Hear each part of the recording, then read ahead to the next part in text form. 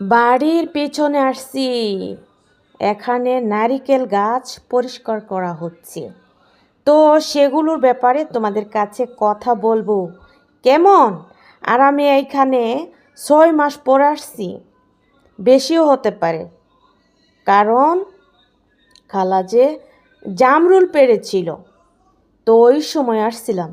আর আমি এখানে আসি নাই, কারণ আমার পায়ের সমস্যা, আমি কোথাও যাই না, বাড়ির সামনেও আমি যাই না। সেদিন আমি ভিডিও করেছিলাম, মাটি পাড়া দিয়েছিলাম, তাতে আমার পায়ে 2 দিন সমস্যা হয়েছিল। তবে যাই হোক, এখানে কিন্তু নারিকেলের গাছ পরিষ্কার করা হচ্ছে। আর এই নারিকেলের গাছটা আমি লাগিয়েছিলাম, এই তো এখানে দেখা যাচ্ছে।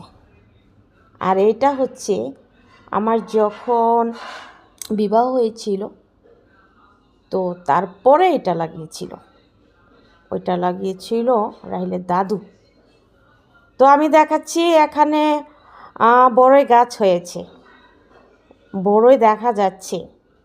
তো এই বড়ইগুলো কিন্তু মিষ্টি লাগে, বাচ্চারা খেয়ে ফেলে।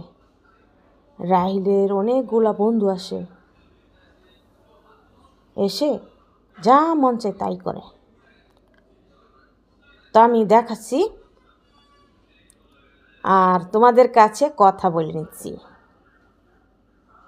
আমার কিন্তু ভিডিও করলে কোনো অভাব নাই, তো এগুলা কিন্তু আসলেই আল্লাহ তাআলার ইচ্ছা।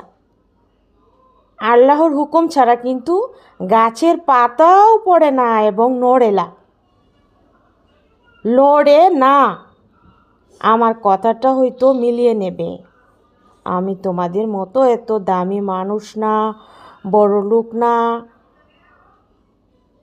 ওই আর কি, ক্ষুধা লাগলে খাই, সাধারণভাবেই চলি। তবে যাই হোক, আল্লাহ তাআলা ভালোই রাখছেন। সব কিছু আমার আল্লাহ তাআলাই জানেন কাকে কোথায় রাখবেন, তাই না?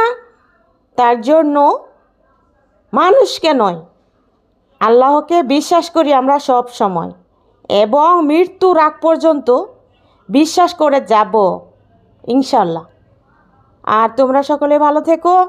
আর আমি কিন্তু দিনে অনেকগুলো করে ভিডিও আপলোড করি, তো আমার কাছে আছে তাই।